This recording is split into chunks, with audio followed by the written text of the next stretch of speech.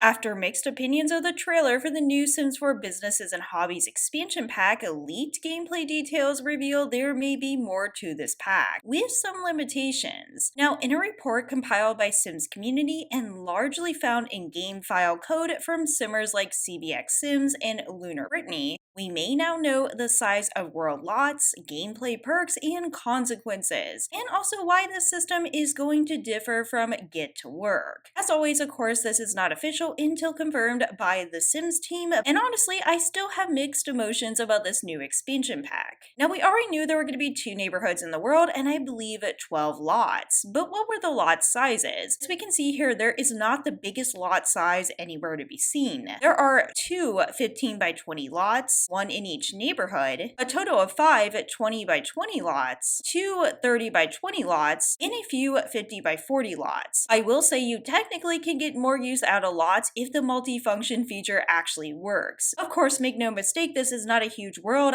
I personally don't care that it's not a huge world, and what I am opinionated about is gameplay that's coming in this new expansion pack. And we are learning about new gameplay details, including something called a Customer Appreciation Day. Now, honestly, I'm assuming this just gives perks to customers coming in and is a good way to advertise for your merchandise. I'm not super stoked about this, but I do think it is a good feature for small businesses. In addition, you can make jelly beans out of any harvestable. I actually really like this because it gives more use to harvestables. I'm assuming there might be even jelly beans that have special powers or abilities and impact moodlets. There's also a new fear, a fear of being canceled. I'm not sure how I feel about a fear of being canceled. It seems a little bit strange for this pack, but I guess a business could get bad reputation if you choose to be shady, and potentially that means you could have actual consequences. Apparently, there's also a family recipe system where you can pass down family recipes, including newly baked goods. Hopefully this is inclusive and includes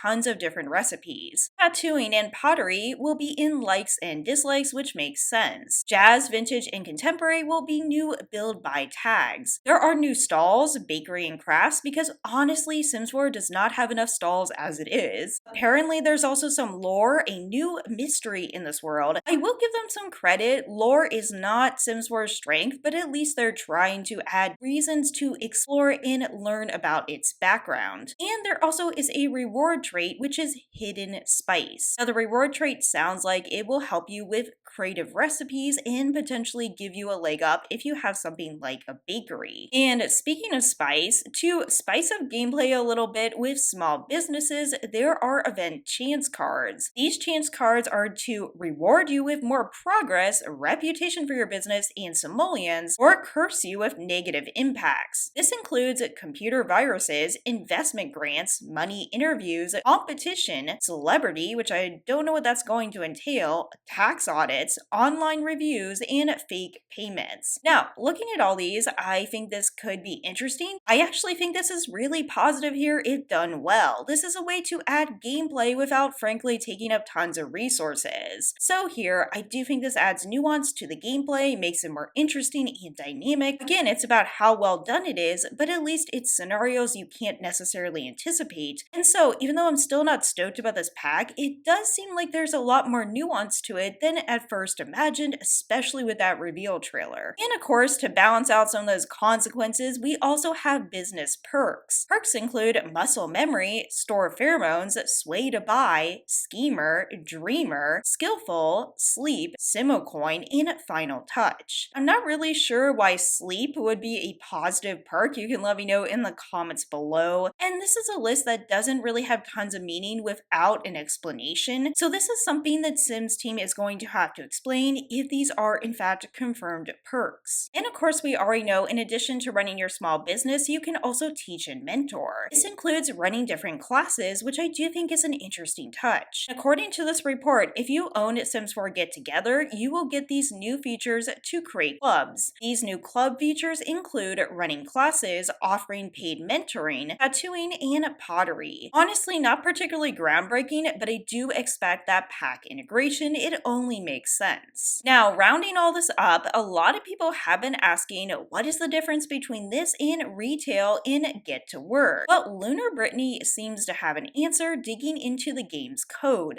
I think I found the only sales related thing in the entire files, which it calls light retail, meaning this is where the get to work retail business is actually superior. Because in this new expansion pack, you probably can only sell slottable items. This would mean things such as clutter and crafts and nothing else. Now, I would not be surprised if this is actually true. It is a way to distinguish the two systems and a way to still get people to buy Get to Work, and also to make Get to Work not seem too outdated, which in many ways it is, and I still argue should have been refreshed. And Lunar Brittany continues, what does bother me about the retail aspect of small businesses is that the customers will do this amazing, never before seen animation that every simmer at heart loves to witness when purchasing an item and walking away. Because, as you can see in the game's code, it actually says generic pickup. The positives I would say about all this is the business perks and of course the chance cards, adding potential consequences to this game. I still don't know how I feel about fear of being canceled. I don't love wants and fears right now in Sims 4, and I just don't want it to be something where every sim is afraid of being canceled all the time. Honestly, that sounds annoying the more I think about it. But at least that's more information for you to understand where this pack is coming from. Again, it's good to get an explanation from the team themselves and get the full story on all these elite features. So let me know what you think in the comments below, and in the meantime, please take care of yourselves, and I will see you in the next video.